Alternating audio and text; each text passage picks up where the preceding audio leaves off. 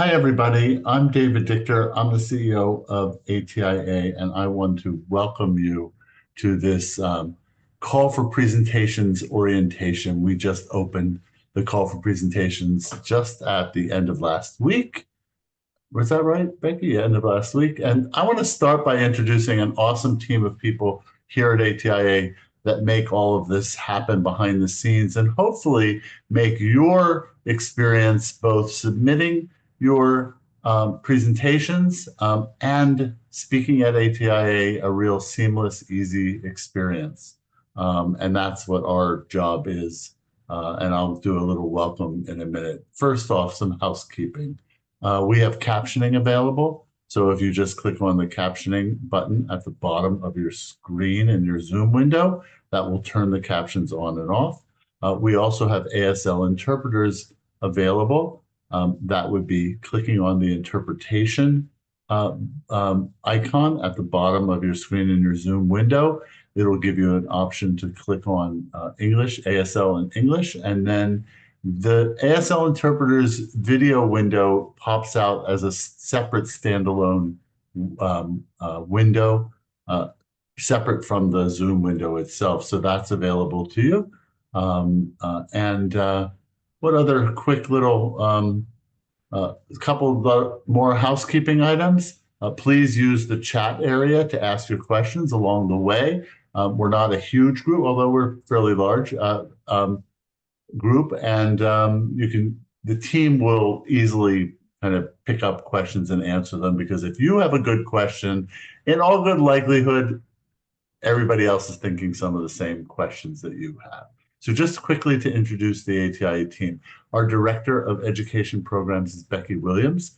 Becky, if you could wave a little bit. And then our Education Coordinator is Maria, and she can raise her hand. And our Director of Membership and Partner Programs, Community Programs is Dan Hubble.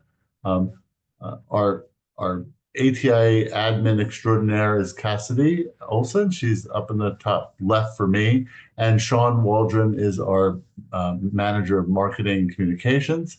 And as I said, I'm David Dichter. If we could share, did we share the poll? So you can see that 61% of you are first timers, and I'm really excited to see all of you. We are really excited always to have first time speakers, and we encourage all of our speakers to kind of, all of our attendees to kind of take an opportunity to share what they know. And I'll talk about more about sharing what you know in a second. I do want to say that the meeting is being recorded. This will be posted into the Speaker Service Center and shared with anybody who is or isn't here. So if you want to review things, and the team is going to go through at length the whole process of submitting your presentation and what happens after that. We do have some strand advisors on this call, so thank you guys for helping us have an incredible education program. My welcome is really about what is the backbone of the ATIA conference every year. For those of you who have attended ATIA, you know how incredibly impressive our education program is, and how much depth it actually covers in a matter of 3, 4, 5 days, from pre-conference sessions to all of our 1-hour sessions to our poster sessions as well. All of these sessions are critically important, and the number one reason why most of our attendees come to ATIA's conference every year. It is the backbone of building our big, really diverse community, and you are the important part of what makes that happen. So I want to thank you for taking time to submit a presentation. Thank you for taking time to be a speaker at ATIA. Thank you for putting yourself out there to do that. I know for some folks, kind of being able to speak is part of a way for you to be able to get to an event as well from your organization. And I think that we agree that it is a really important part of us supporting all of you to be able to be part of the AT community. So again, A heartfelt thanks. I once was a teacher and also presented at national events, and I know that it takes a lot of work to do that, to put a presentation together. But what you do on a daily basis, what you do in your practice, whether it's in blind low vision, whether it's in augmented communication, in learning and education, literacy, whatever it is that you do and your work that you do, um, we really need you to share that at ATIA. It's really, really important. And I think it's more important today than ever, as we go through the stress of funding and all these other issues that are happening outside of our day-to-day lives. I think coming together in Orlando next year is going to just be a whole lot of excitement and fun and learning and sharing and supporting each other. So again, thank you all for being here and enjoy this orientation session around our whole call for presentations. Um, Here, share results. You guys, I think you can see that results are right there one last time. That's the kind of the lowdown of who you guys are. So thanks, Becky. It's all yours. Thank you. Hi, everyone. Thanks for being here. Welcome to kicking off the ATIA 2026 kind of planning cycle. Happy to be here. All right. Just to start things off, just kind of some updates from ATIA. The ATIA 2026 schedule will be January 29th through the 31st. If you joined us at ATIA this past January, it will be a very similar schedule. We aren't planning on making any significant changes this coming year. You can find this schedule online at atia.org/schedule. So Wednesday, January 28th, we will have the 1.5 and 1 day pre-conference seminars with any of the half day and 1.5 day pre-cons ending Thursday morning. The full conference kicks off at 1 p.m. on Thursday. And then we have education sessions all afternoon, poster sessions. We have the exhibit hall grand opening. And then once again, we're going to have a little bit of a party on Thursday night. So please plan accordingly. If you haven't joined us in the past, it's always a lot of fun. Desserts, drinks, dancing. Who knows what's in store this coming year? I don't, so it'll be a surprise for all of us. And then we have Thursday is our full day. We start the day off with kind of a highlight session, and then education sessions go all day from 8:30 to 5:30 p.m. We do have the product demo center sessions that will be happening in kind of the rotunda area. The exhibit hall will be open from 10:30 to 5:30 also that day, and then we'll have our second day of poster sessions. Saturday, we'll close out with education sessions from 8:30 a.m. to 2 p.m. So please plan your travel accordingly.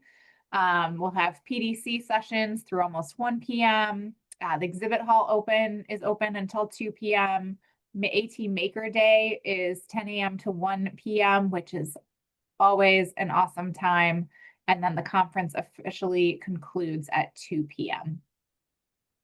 So kind of just things to keep in mind as you start thinking about your travel. We will be at the Orlando World Center Marriott again for the third year. This information is available at atia.org/hotel. The hotel rate is $244 a night. For some reason, it's a little cut off on mine, but not sure how that happened. Sorry, everyone. If you haven't been to the Orlando World Center Marriott with us in the last 2 years, there are 8 different food outlets. The pool is lovely.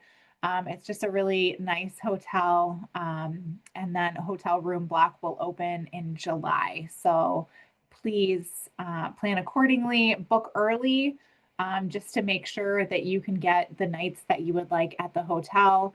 We do have a little bit of limited hotel room nights on that Tuesday night. So specifically, if you're coming in for a pre-conference session on Wednesday, book early. There isn't any down payment or anything needed. So you can always adjust it after the fact, but it will behoove you to plan accordingly and make your arrangements over the summer.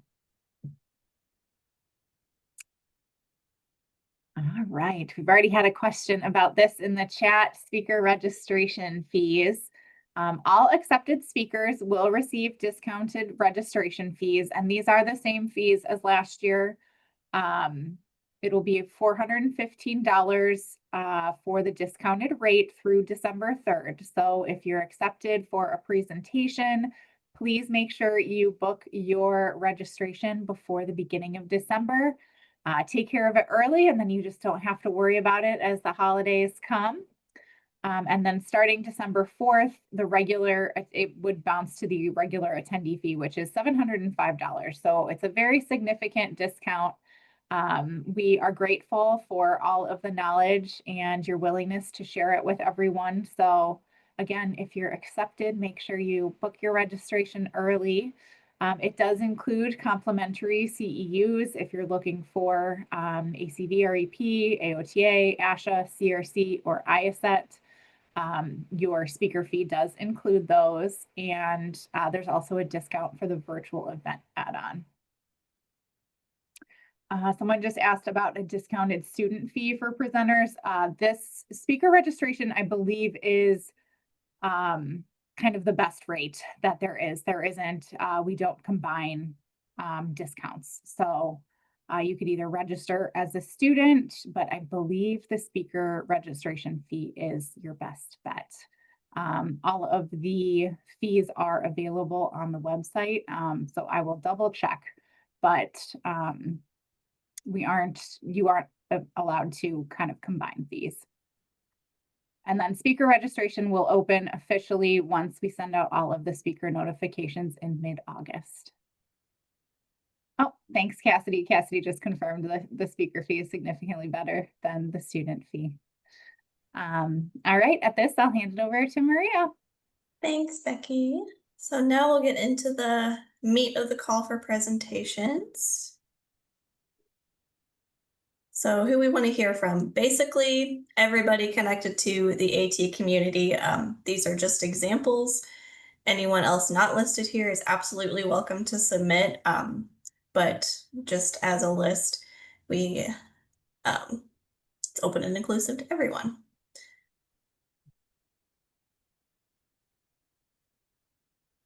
So the call for presentations is open now. The June 4th is the deadline.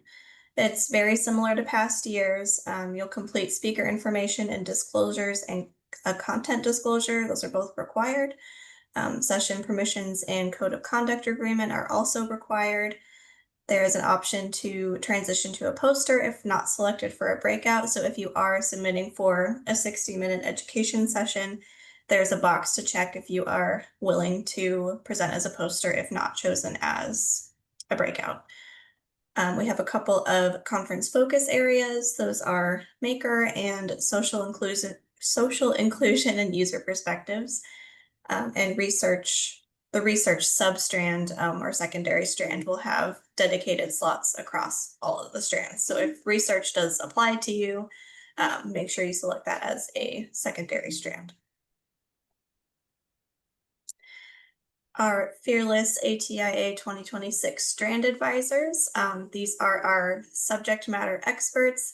They are very knowledgeable resources, and they are the ones who review and rank our proposals through an anonymous review process. So for AAC this year, we have Lori Geist, Amy Goldman, Abigail Marks, and Carol Zangari. For aging and AT, we have Janie Krull and Laura Rice, and this strand is in its third year, so young but mighty. Our ATPAP strand is Bill Janes, Judy Schoonover, and Therese Wilcombe. Education and learning, we have Cynthia Curry, Kelly Fauner, and new this year, Stacy Springer. For mainstream and accessible technologies, we have Rob Carr and Mike Murata. And if you want to see any further information about the strands and the strand advisors, you can go to that link on the screen, atia.org/strands-strand-advisors/ and those are backslashes. Continuing with Strand Advisors, Workplace and AT. This is an updated Strand name. Last year it was Transition and Workplace Accessibility, but we just altered it a little bit. So we've got Luis Perez, Bill McCollum, who is new this year. For Vision and Hearing Technologies, we have Sarah Elizabeth Bagoon and Rachel Sessler-Trinkowski. Our Leadership Substrand, again, integrated into all strands.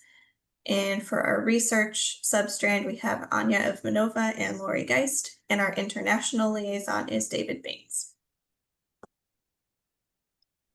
In terms of how to submit a form, there's that longer link on the screen, or you can also type in atia.org/CFP. We also have an accessible PDF form available on that same website. So you can either submit fully online or you can email us the PDF if that's more accessible for you. There is also a separate form and link for ATIA exhibitors and sponsors. So just make sure you're not an exhibitor or a sponsor, you're choosing the general presentation. As you can see in that screenshot on your screen, there's submit a general presentation button or submit an exhibitor and sponsor presentation. And a good way to tell which one you need, if you're employed by a manufacturer, developer, distributor, or reseller of assistive technology, it's a good chance you'll need to complete the exhibitor and sponsor form. Some presenter guidelines. We do have a session limit, so if an individual presenter is listed on more than 2 sessions, the 2 highest ranked sessions that contribute to a well-rounded and balanced educational program are eligible for inclusion in the agenda, with the caveat that invited speaker sessions are exempt, and those may include pre-conferences, smackdowns, during spotlight panels, etc. And this includes submissions where an individual speaker is listed as primary or co-speaker. And ATIA member or sponsored sessions, are also exempt from this limit in accordance to their session presentation opportunities. For ATIA member and exhibitor company employees, if any speaker is from an ATIA member and or an ATIA 2026 exhibiting company, the member exhibitor session type must be submitted for allotment tracking and CEU purposes. And the presenter session limit does also include posters. The required speaker information that you'll need to submit is first name, last name, email address, cell phone, title and position, company or organization, your country, a speaker bio, if you've previously presented at ATIA, your speaker type, speaker organization, if your speaker organization is a member of ATIA, if you require any special accommodations, and answer if you have a relevant financial or non-financial relationship, and a HIPAA compliance agreement. Required presentation information is title, presentation type, session content disclosure statement, if applicable, presentation details, which includes strands, full abstract, a short abstract, a 1-sentence description, and learning objectives. Some presentation identifiers, which are experience level, life cycle addressed, focus areas, keywords, target audience, and presentation history. And just a brief note on those keywords, they are really important so that attendees can search for session topics and find your session so you can get as many people who would be interested in your presentation as possible. And then some permissions. So permission to post abstract and materials, if you're willing to have your presentation recorded and or live streamed if chosen, and ATIA event code of conduct. All of our presentation types, we have the 60-minute education session, and like I mentioned previously, if you choose this type, there will be a box to check if you're interested in a poster, if you're selected as an alternate or waitlist. If any speaker is from a member or exhibiting company, again, this proposal should be submitted as an exhibitor session. Poster sessions, so those are our 2 general presentation types. And then for member exhibitor, we have an exhibitor 60-minute education session. New this year, an exhibitor recorded 60-minute education session, a ATI member exhibitor 20-minute product demo center or PDC session, and a sponsored 60-minute education session. And we also have pre-conference seminars, and those are by invitation only. Hey, Maria, we had a question in the chat. Can you tell us a little bit more about the poster sessions and how they different from the 60-minute education sessions? Absolutely. So the 60-minute education sessions, those are concurrent sessions that take place in 60-minute slots. So more like a lecture or seminar type presentation. And the poster sessions, you'll create a presentation on a poster, and you'll be either assigned to Thursday or Friday during a hour-and-a-half slot in which you would stand by your poster, and attendees can walk through and peruse, view the posters, and talk to you about your research or your presentation. So I hope that clears things up. Let me know if it didn't. Thank you. And for our virtual events, that question I mentioned previously included in the permissions section. If you're interested in participating in a live stream or recorded presentation, be sure to say yes to that if you are, but it's not required. The virtual event will include both, similar to past years, and live streaming from select education rooms in Orlando will be our live stream sessions. Recorded sessions, recording select practitioner sessions in rooms, and sponsored member content. Inclusion in the virtual event also includes your session being released into the ATIA Learning Center after the virtual event concludes. Now, some tips on how to develop and submit a successful proposal.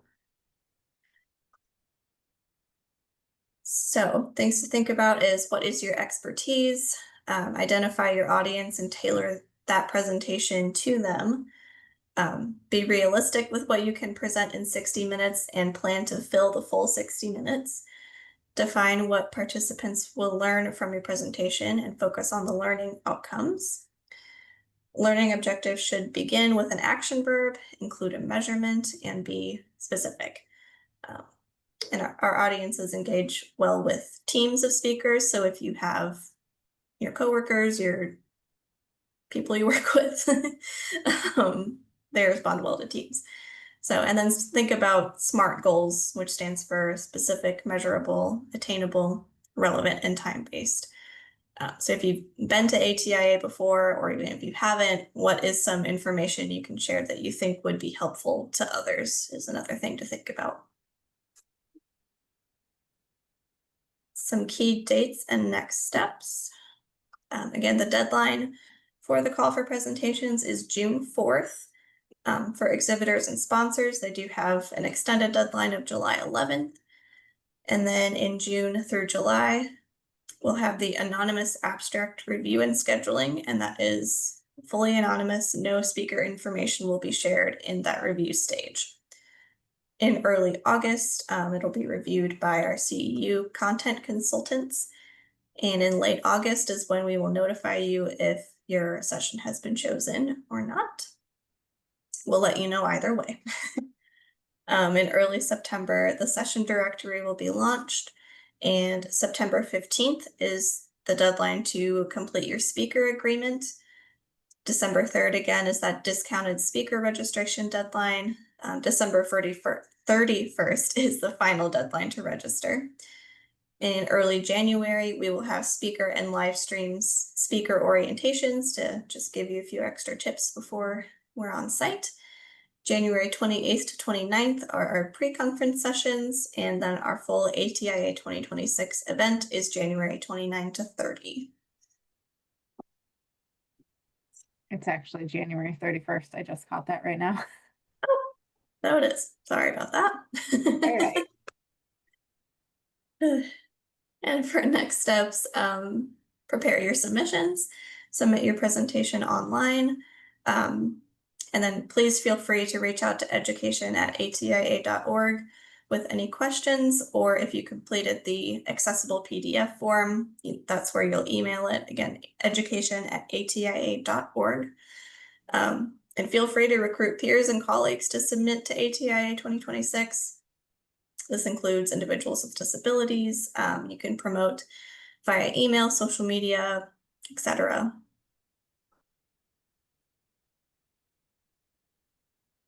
And if we have any strand advisors, I know we have at least one that I saw on the call. If you have any tips or anything to add, please feel free to do so now.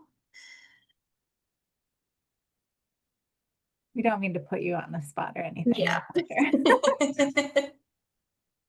This is Carol. I'm involved with the AAC strand. And one tip I would say is don't put any identifying information in the narrative of your proposal. ATIA headquarters does a phenomenal job of, removing identifying information before they send it to us from your application. But if you've embedded it into the narrative of your abstract, then it becomes a little bit more challenging.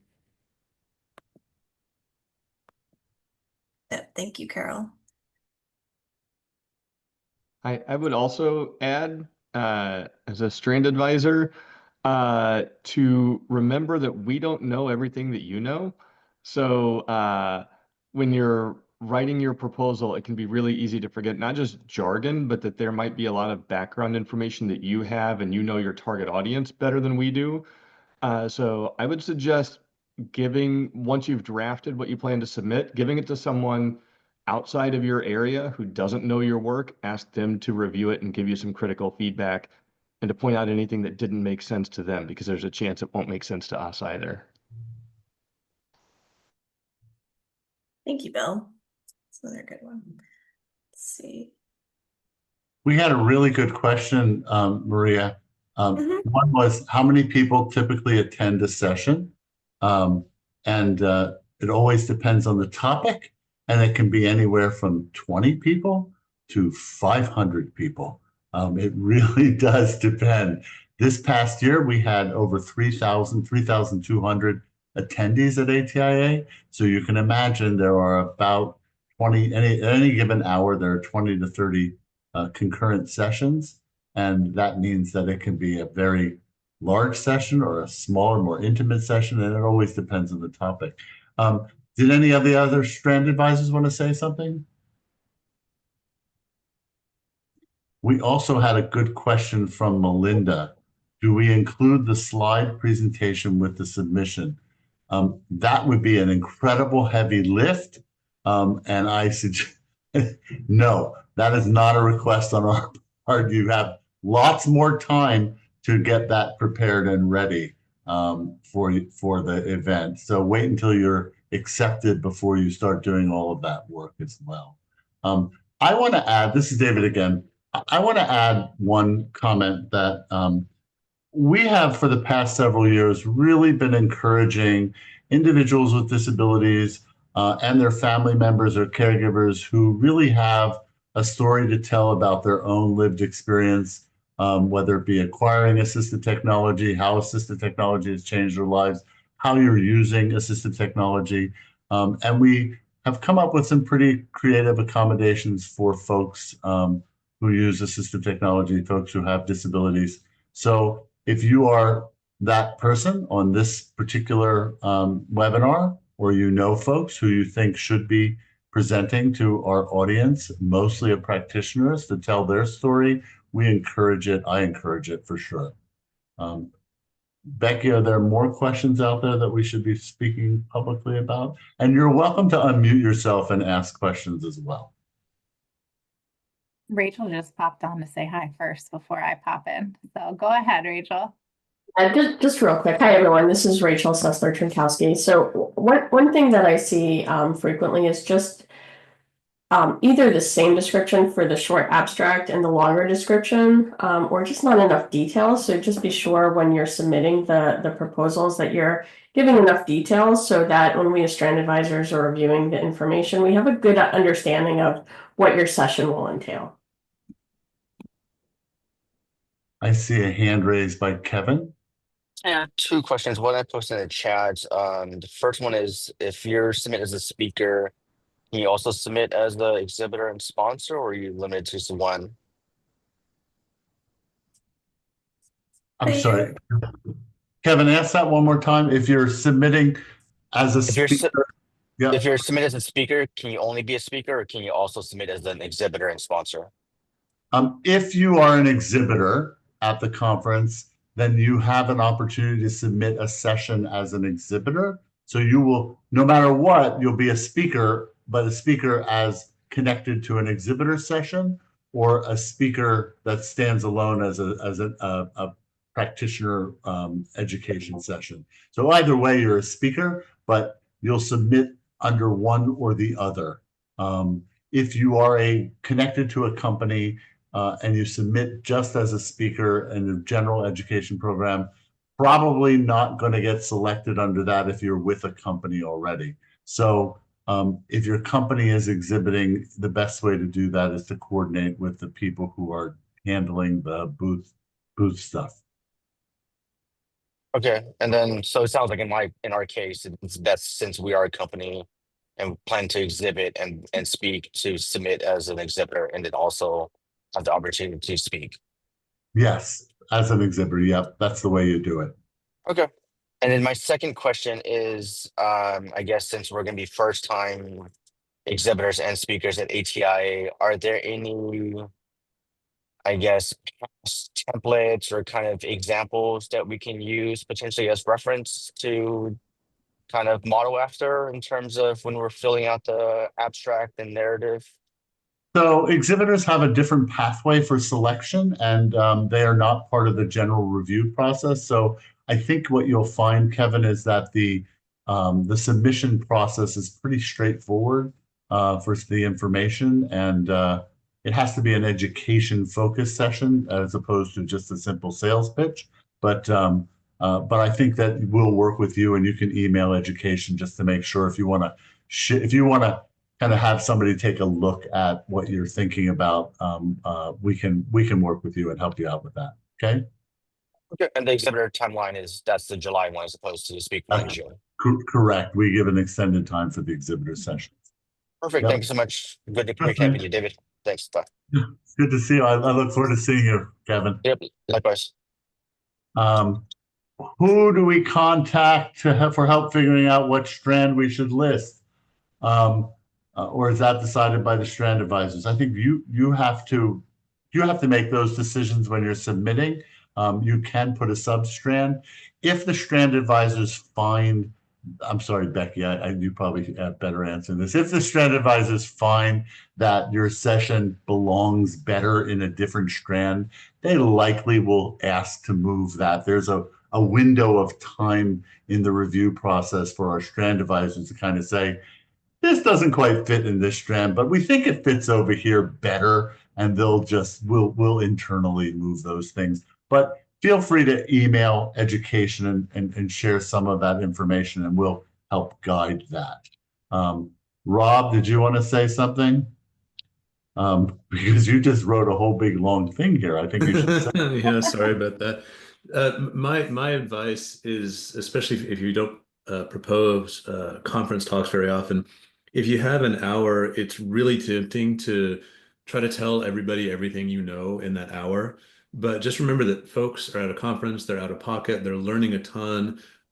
Really hone in on the learning objectives. It's been really helpful for me to come up with 3 quantifiable learning objectives to help me narrow down to really what I want to talk about, and then expand the proposal from there. Because it's so tempting to just come in and do a full brain dump. But I found that at conferences where it's day after day and events, it's a lot for people. So that's my advice, is just kind of think about being, having an editorial mindset with your content and not trying to fit everything in. Of course, longer sessions, workshops and such, you have more time, but that's my piece of advice. Great advice. Could I piggyback off that a little bit? And one of the things I wanted to add was that sometimes you get proposals that have did a really nice job in terms of providing a rationale for why this topic is important. And they use a lot of their word count for that and very little of it to tell us what you're actually planning to present. So kind of keep an eye on that balance. Yeah, we do need to have a bit of a rationale in some cases, but we absolutely need to know what your plans are for the presentation. I want to say that our strand advisors, Carol and Rob, and now Bill. I see Bill. You're right in my screen. So Bill and the other Bill, Bill James, and others. They are so wanting to accept as many possible sessions as possible within their strand. Their goal is not to try and find fault. Their goal is to try and say, wow, how do we build for ATIA the most incredible program overall? And what are some of the newest exciting things that our practitioners in the field are doing? And how do we include as much of that as possible? So think about how exciting the things that you're doing at in your workplace, in the work that you do. Think about what's most exciting about it and why you want to share it, and really do share that that energy in your proposal. That will come through. One other little word of advice: if you solely focus on only one piece of technology, it probably needs to be a little more broad than that. I mean, I know that some of you are only kind of doing special projects, but really think how this could be, what you're doing could be broadly adopted or understood by others. Becky, turning it over to you. Oh, that's great advice. Yeah, this is all great advice. Any other tips from anyone else out there? I'm looking at answering questions as we go through. I did put the Strand Advisor link in the chat, and as Maria said, it is also linked in the call for presentations itself. So when you get to the question about which strand would you like to pick, it's linked right there. So don't worry, you don't need to bookmark it if you don't want to. We try to make it easy for you. I also put last year's session directory in the chat, the link, if you want to kind of peruse around and take a look at some of the sessions that were submitted last year. It does have the short session abstracts and the learning objectives and things like that. So kind of just a nice thing to look around, get an idea kind of what other people have presented and how they submitted. Tara, besides the reduced registration fee, are there other discounts or pay for speaking?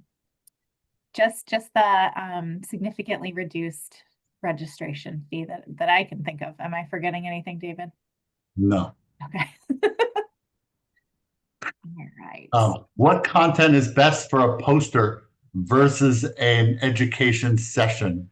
I think that I'll try to answer this. Can I try to answer that, Becky? Sure, go right ahead. A poster is an hour of people walking by and really looking at a large poster. I forget what the dimension is. It's, a poster board. Think about a kind of a poster board on that's two sides. One side is one person, another, and we have a lot of people. And our attendees are walking through an aisle of poster sessions. So what can someone consume in a very quick look? What kind of visuals can you do, and how can you sit there and talk about whether it be research, whether it be a development of curriculum, whether it be a specific project, whether it be anything? How can you put that into more visual and then as a handout as well? So you can print up your own little handouts and give them out. Sometimes people just have a QR code, which is the best way to do it. We create some opportunities for you to have your poster printed on site, so you don't have to carry it with you. It does cost money, but we have some options for that.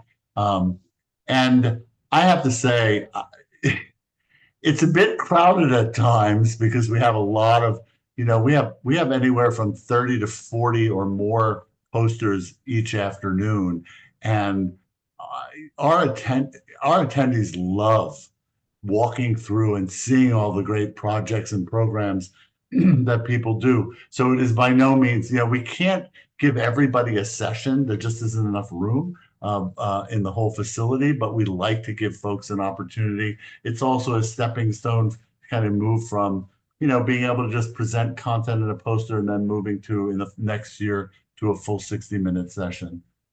So here's a good one for you, Becky, on the AV as well. Sure. What type of AV equipment is available for presenting? And if selected, do you need to bring anything? The projector, the microphones, kind of all of that are provided. The one thing that you will need to bring with you is some sort of device to present your session from, whether it be a laptop, an iPad, anything like that. If you are presenting on like a mobile device or something, we'll have the hookups for that, but you will need to bring some sort of device to show the visual portion of your presentation. We have so many different speakers and varying needs and different things like that. Often some are using AAC devices, things like that. So we don't have like a speaker ready room where we force you to upload your presentation in advance or anything like that. It is really kind of a plug and play.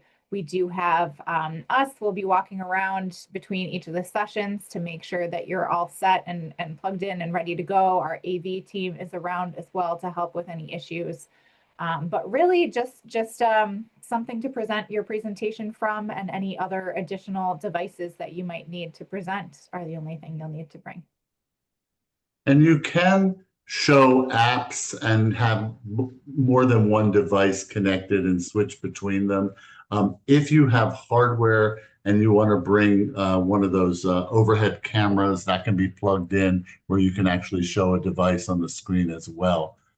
So we're not limited to just a PowerPoint.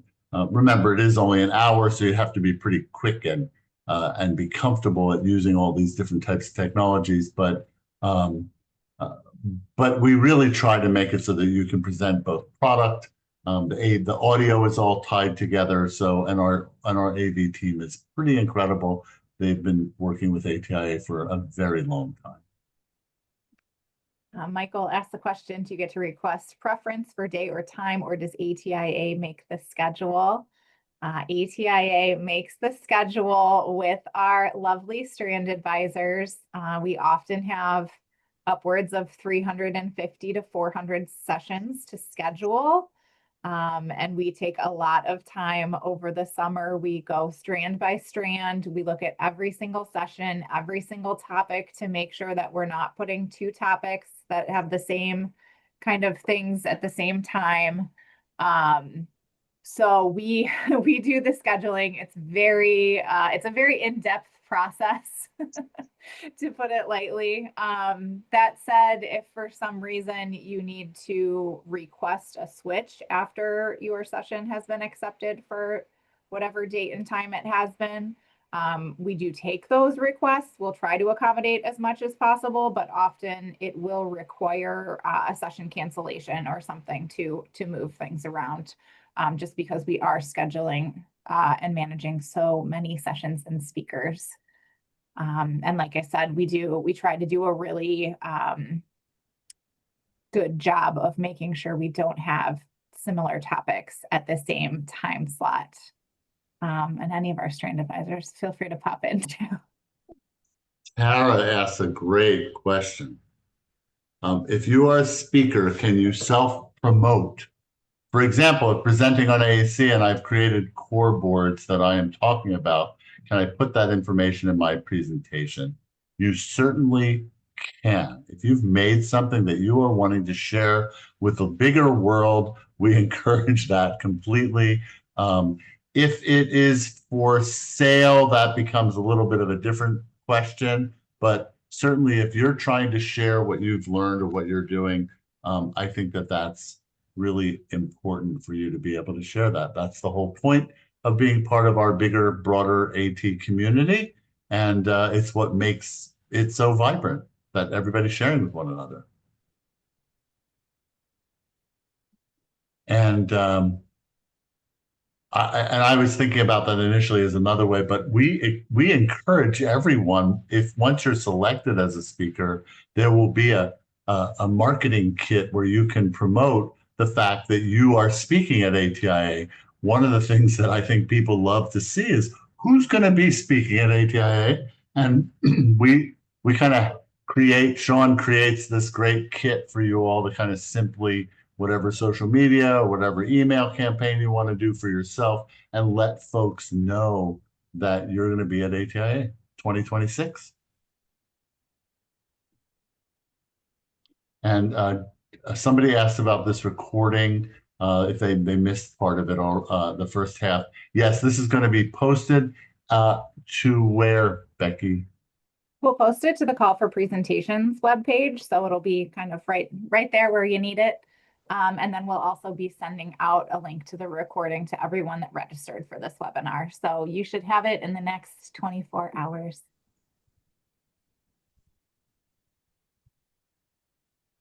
Okay. Anything else? I'm not sure about this. Somebody just asked if there's going to be a transcript of the call of this.